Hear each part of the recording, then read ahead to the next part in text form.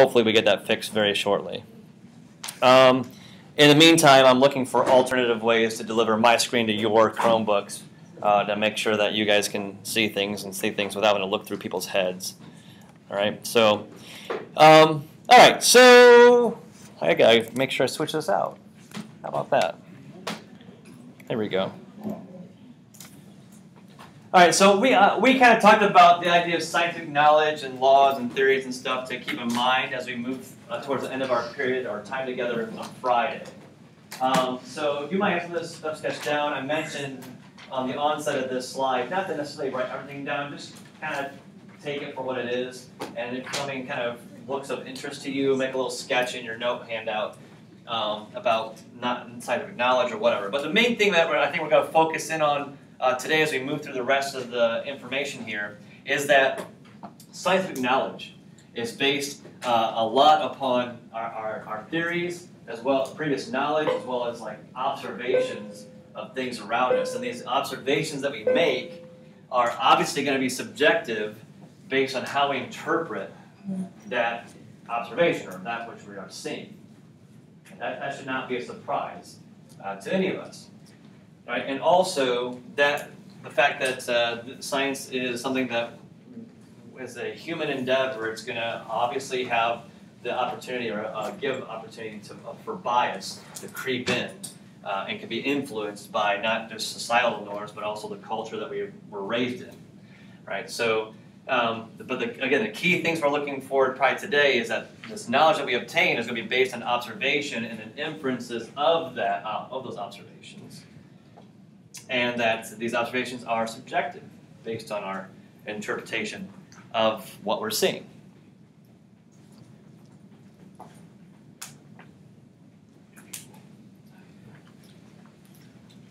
Now I'll pause this for a moment to see it for anyone that needs to kind of scratch in what they want to add in their notes after this. Did anyone try to don't stream at all? Yeah, it's not working. It's still not working. If you go on your other one, because you have other videos in today, and you can look at the. So you can see what I've maybe recorded earlier, Yeah. but you cannot see what I'm streaming right now. Yeah. So I'll pass that on. So maybe there's something I can change. I had your one from earlier. I do too. Okay. And it's like the same thing. And that's fine. If you want to use that and kind of work obviously just kind of move along with it as we add things here. That's fine. Yeah, that'll work. But hopefully we can get a live deal to you, soon. All right, so when it comes to theory versus hypotheses, I know that you guys already probably understand the difference, but just to make sure no one fell off the apple cart over the past 6 months, make sure that we understand that a hypothesis is something that we're trying to give an explanation for a set of things that we have observed. Right? We're trying to give a reason as to why these observations happen, or what we're seeing, why does it happen, and then test it through experiment. Right? So to kind of put that all together nice and concisely, a possible explanation for a set of observations, which guides that further experiment, further testing that we're going to do. A hypothesis is not just a guess.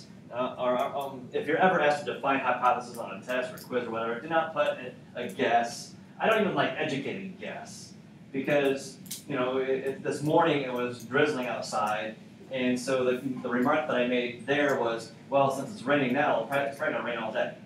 That's just a complete guess. I don't have any really good observation or data to pull off other than the fact that it's currently raining outside, right? And you can see now that statement has been proven false, because it is not raining right now. So it would not rain all day. Had I looked at maybe a radar or pulled up some weather information, or even like pressure data or humidity and that sort of information that I could look at and really analyze and dig into, then I can make some sort of educated prediction, a knowledgeable prediction about what I expect to be the case. A theory then is going to be also an explanation, but we're not really talking about possible explanation anymore. This is something that has been tested already. Like, we have evidence and then it's been continued to be tested in various environments, and we still have to accept the statement or accept the understanding. When it comes to a theory, it's more easily discredited. Like it's easy to prove it false. Right? If we go one more step and look at like scientific laws, they're even easier to try to, I guess, reject. Right? Like the law of gravity is an easy example, where all it takes is for us to take an apple and let go of that apple. If the apple flies through the ceiling and out the building, we know that the law of gravity has been proven false. Right? It's a very easy test to confirm or reject that scientific law. And so we kind of see that be the spectrum of things here. From hypothesis to theory to law, proving it false becomes easier and easier because usually a law is more of a fundamental statement, kind of a fundamental truth. All right, I think I've burned enough time there. I'm going to move ahead. All right, so we talked about observations and inferences in our opening little activity, looking at the image of that lady or guy. I think that's a lady. I don't know. That this lady, this person. And so we make some observations, and then we were asked to take those observations and also try to pull from that some inferences. So we'll give the definition for an observation here. Right? It's a statement about the characteristics of an object. So can someone help us? What do we mean by these characteristics? And what was an observation that you made about the image we had on the screen earlier? So what do we mean by characteristics of an object? Okay, so how it looks. What else?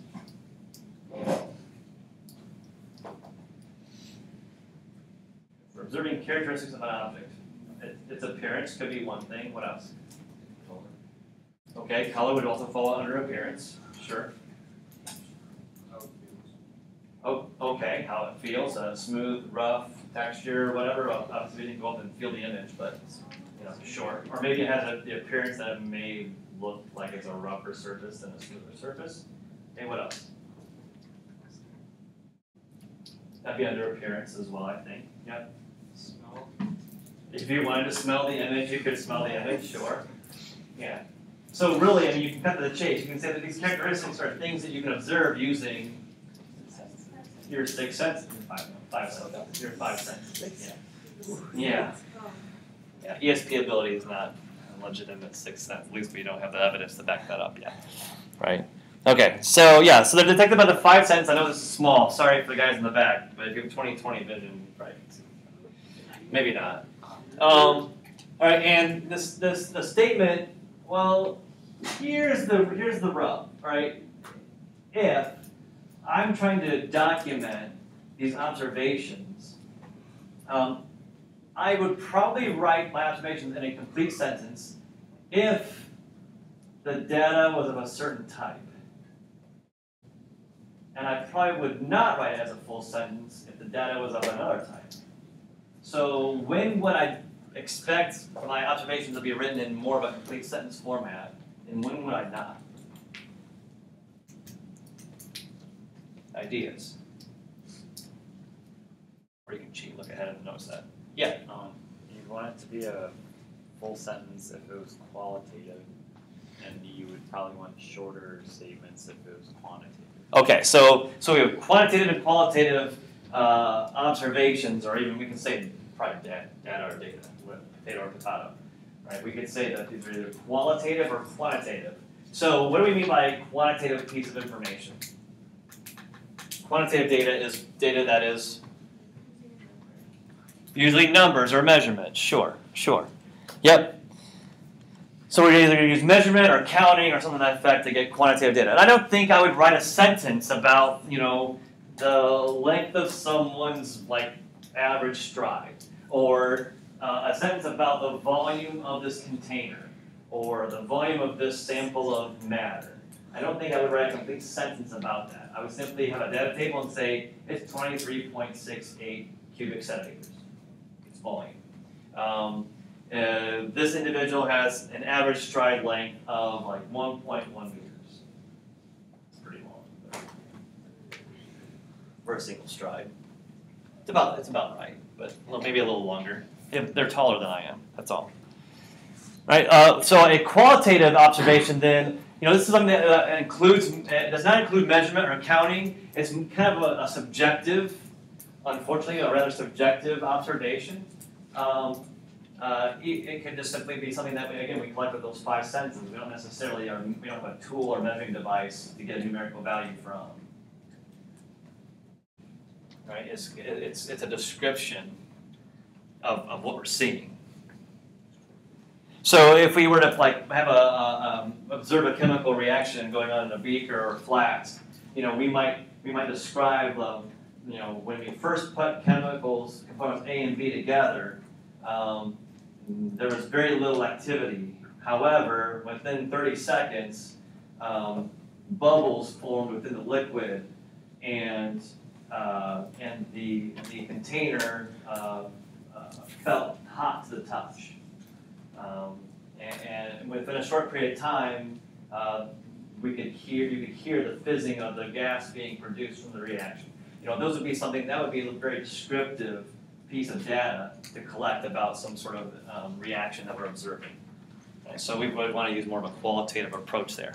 Okay, so what about then inferences? Are these assumptions we make based on the observations? So when we look at the figure on the screen, what were some observations that we noted, that we saw? And then we'll start with observations first. Let's do observations first. So observation about the person on the screen. Yeah, go ahead. She looks sick. Oh, now, is that an observation or an inference? Because what made you say she looks sick? Okay, so that would be one observation. Sure. Okay. What else? So when you're on the phone, you're sick. Maybe sometimes, I don't know. We'll make that as an observation, but I don't know if it leads to his inference of her being sick. But yeah, definitely observation. What else? She has a blanket wrapped around her. Okay, wrapped in a blanket. Or robe, or whatever. Right, that's a good question. Just because you're wrapped in a blanket doesn't necessarily mean you're sick. But we have to see what all these observations add up to. What else? Her facial expression. Her facial expression. Okay. She looks gloomy. Oh, okay, careful. Is gloomy an observation or an inference? Because you'd say she's gloomy based upon what observation? Droopy eyes, that's an observation. Her Yep. face is pale. What's that? Her face is pale. Her face is pale, which might make...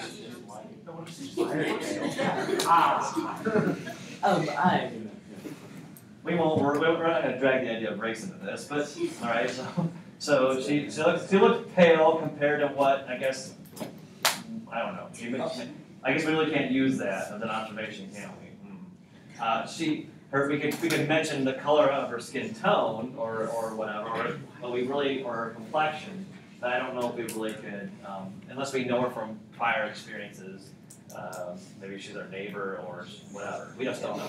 If she's a complete stranger, then we wouldn't be able to tell. Right? Complete stranger, can't make a judgment on that. Alright, so what other observations? Well, let's go back. We haven't finished this gloomy idea, this gloomy inference. Okay, the eyes are a little like droopy or baggy. Well, what else? Frown. Okay, she has a frown. Alright, so frown is something that we can observe that does not really require any information, additional information to confirm that it's a frown or a smile. But again, is she gloomy? That's a complete inference because maybe she has like some nerve damage and she's permanently frowning. I don't know. Maybe she's just like that. Maybe she just lives in Northwest Ohio. She always looks like that. I mean, she has that resting frown face. It's always going on. Yeah. That's the PC version. Yeah. But we all know what we're talking about. Okay, fair enough. All right, so we have a ton of observations now, some inferences, gloomy, okay, perhaps. Now we said that she's ill, perhaps, because what observations add up that she might be sick? Go ahead. Ice pack on her head, the robe around herself. What's the phone all about? Could be telling, yeah, because that's really a good thing to do. I mean, don't just not show up. Don't do like a no call, no show. That's like a really jerk move. Because then that puts everyone else in a bind, kind of do work. Right? So she's calling to work maybe. Who else might she be calling if she's sick? The doctor does. I mean, so we can make several observations, but notice that depending on our point of view, depending on our experiences, we may or may not put her in being sick. Maybe she just likes to have ice on her head. I don't know. Maybe that's just her style. Maybe it is. We really don't know for sure. But we have a lot of observations that point to her being ill, right? And we also have prior experiences, like of being sick, of being feverish and having those chills and wanting to wrap up in a blanket. That the fever gets too extreme, we want to keep our body cooler, so we have the ice pack. Maybe not on our head, but maybe we get like a cool shower or a cool bath or something to that effect. So we have all of these observations then that kind of back up our claim. All right. So what about this? Now in your handout, I gave you several of the panels. So don't cheat and look ahead, but look at the leftmost panel. Right. Try to ignore the rest. Try to. I know. As soon as I say that, everyone's like looking across at everything else. But so this is what we see. Right. We see these two sets of footprints in the mud or in the sand or whatever. Maybe like the wet footprints on on a sidewalk or something. Who knows? All right. So what are some observations and what are some inferences from what we're seeing? What's going on? They're just walking. The bigger one's starting to speed up. As his footprints get bigger. Okay, so why might that be? They might be chasing the other one. You hear? So what about the size of the footprint compared to the size of the critter that left them? It's the praying predator. It could be a predator and prey relationship. It could. It could. Well, some people have mentioned that the distance between each successive footprint there's more distance on this larger critter or this creature on the left versus the one on the right. Why? Why doesn't the other one do that? Because it doesn't see it. Why doesn't it see it coming? All right. So we have some ideas here, right? So we move ahead and we kind of widen our view a little bit, and now we have some more of the story. So you can look at the next panel over. Right, so now this is where our first panel stopped. This is the rest of our story, or more of the story. So now what has happened? They're doing the thing. There could be, if you're going to follow along the lines of predator and prey, that could be what's going on here. What are some other options? Oh, wait. Oh, sorry, I'll be quiet. I'll let you guys make the observations. Something changed about the little critter.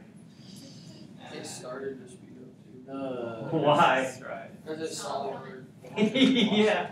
You can just kind of think about, you can visualize this, predator saying, oh, here's an easy meal, and then right about here, there's the old poop moment, and like, where oh, poop, there they are, and they jump, and I better get the heck out of here. All right, so they try the run in all directions tactic. Now, is this tactic of running in all directions successful? Let's see, right? Wait, sad. Rip. The little critter could fly, though. What if the little critter could fly? Now, there's an option, or there's an inference that was not brought up before. That's clever. Maybe, Just throw it out there. maybe in this shock and awe tactic here, this like random directional thing, they built enough speed, enough energy to take off and fly away. Unscathed. Birds have like really quick footsteps. Right? Maybe he hopped on But maybe he's so panicked he didn't know. Maybe he panicked so much that he just pooped himself first and then he took off. I don't know. Went in the other. That's possible. What's another scenario here then? If you're doing predator prey, what's the other scenario here? The other one died. Yeah, probably a big guy ate the little one. Maybe. Possibly. I want to throw another scenario out there. I think this could be, maybe they're friends. Maybe this guy hadn't seen this guy in such a long time. He's like, it can't be. It's Jim Bob, and he runs. And like, or maybe it's like I don't know, Bob and Janet or something. You know? And so they haven't seen each other for such a long time. He gets excited, runs over. She sees him and gets excited and whatever, and then they dance together. And then she And then dies. the And then then she dies. And then he eats her, and she's dead. No. Or maybe this is homecoming. Could be homecoming. Yeah, that's it. All right, could be homecoming because guy and girl go to homecoming, they dance, and then one of them kills the other one. And well, or maybe he whisked her away Feedback to right. happiness forever. I mean, who knows? Who knows? All right. So as we get more information, as we make more observations, our inferences can build in. We can complete the rest of the story. All right. Okay. So we have to make sure that we understand that there's differences between these two based on the same data that we collect and the sciences or the individual's prior experiences. What they pull from this experience, what they conclude, could be different. Could be different. And so this is where we go into that process of maybe we run another experiment and see if we get the same result as before, right? Or whatever we try to do to confirm or reject what our inferences, what our hypothesis or hypotheses might be based on the information we obtained prior. That's what really science in all genres is about. Right? That's what we're trying to focus in on. Make those connections, confirm those connections, and if we can't confirm them, then what are we missing? What can we do to fix our understanding?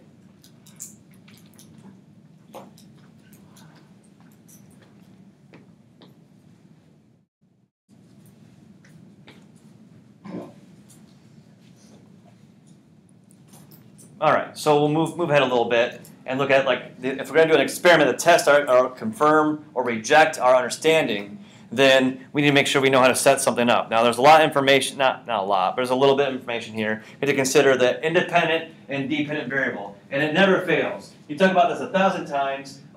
There's always that one person that flips these two around. All right, so the independent variable, very simple. IV, independent variable, is what I do. I, the experimenter, change this. I decide what the IV is going to be. It's independent. I choose it. Right? So it's what I will change with a purpose in that experiment. Usually it's what you're testing. It's like what you're trying to see. If I do this, what will be the outcome? All right, so I have this idea that plants don't need water. So I put two identical plant species in two identical pots, and I put them in the same windowsill, so they get the same amount of sunlight. I try to make sure that all that other stuff is the same, and I'm going to deny one of the plants water, because I don't think plants need water. Right? So that's my independent variable, the restriction of water to one of the plants. I chose that. Probably foolishly so, but I chose that. So the dependent variable is going to depend upon what I've decided to do. It's going to be what I measure, or it's going to be the results that I'm going to document in my data table. Right now, in physics, typically, if you're doing motion studies or friction ideas and forces and that sort of type of lab work, the time is usually on the x-axis. The time is usually your independent. You're going to let the process happen for so long and measure a change in its position.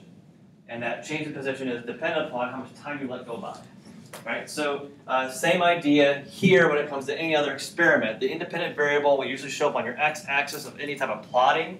It'll usually show up in the first column of your data table, and your dependent variables show up in the remaining parts of the data table. Right, so independent variable versus dependent variable. Dependent variable depends upon what I, the experimenter, have chosen to do.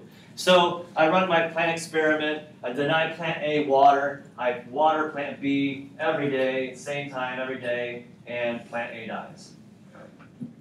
No surprise. My hypothesis has been rejected because apparently plants need water. Who knew? I never have to water my grass. It still grows. Oh, I forgot. The rain does that for me, right? Okay, so we can then move on to the idea of different examples here of identifying independent and dependent variables. You should be able to do this in a very short amount of time. Right? You should be able to look at a description of a very simple experiment, and you should be able to identify very quickly what is the independent and dependent variables. It's one of those questions that always shows up on state tests and all that good stuff. They want you to be able to do this. So, Susie wants to know what temperature causes bacteria to reproduce the fastest. Okay, so what is the independent variable? Well, it's going to be the temperature. She wants to, that's what she's testing. She's testing the effective temperature on bacterial growth. Simple enough. But the temperature of what?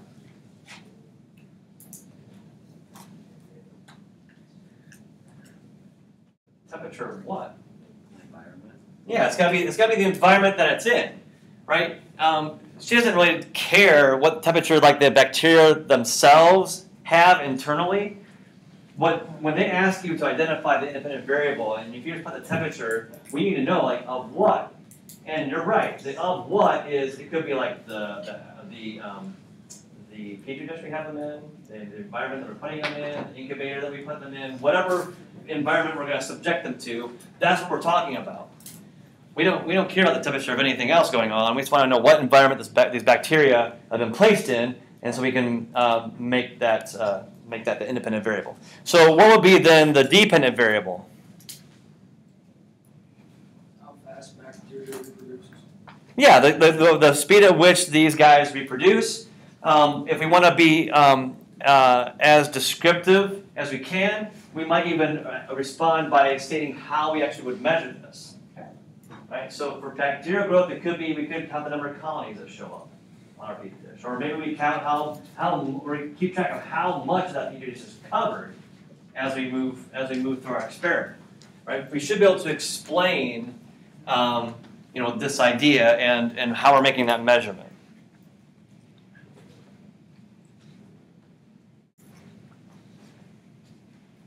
Okay, so one last thing then before we close up shop for the day.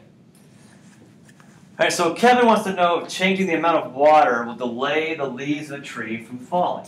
He's not talking about just like seasonal change into the fall season and autumn and dropping the leaves. He means like he's looking at in general, a plant even during its growing season, trees in particular, does the amount of water affect or delay the leaves of the tree from being dropped, or the number of leaves being dropped, right? So what I'd like you to do between now and tomorrow is in your note sheets here, right? No, this is not going to your science notebook, just in your note sheet here. Give us the independent and dependent variable for this experiment. Like what you think would be a great independent variable for this, what you think is the proper dependent variable. Don't forget to be specific about what is that independent variable, what we're going to be watching for, and then dependent, how will we make that measurement? Okay, so be specific. Include that in your notes, and we'll take a look at those and shared ideas when you come to class tomorrow. Beyond that, there's no homework beyond that.